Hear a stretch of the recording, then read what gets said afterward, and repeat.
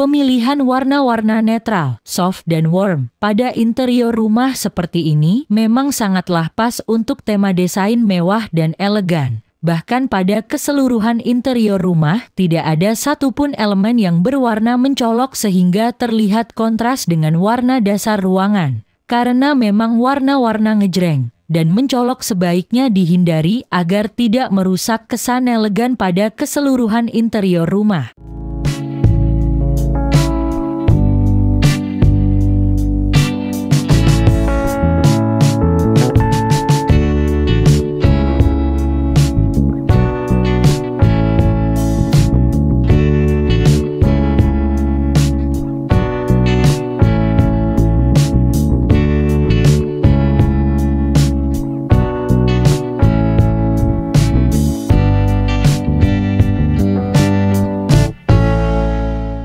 Untuk memperkuat kesan mewah dan elegan, bisa menggunakan material serta warna yang bersifat soft dan hangat, warna-warna pastel dan coklat misalnya. Selain itu, penggunaan material berbahan fabrik juga dapat mendukung terciptanya atmosfer ruangan yang mewah dan elegan. Seperti halnya penambahan karpet lantai pada area ruang tamu, ruang makan serta ruang tidur dengan warna abu-abu dan krem yang sifatnya monokrom dan motif yang simpel.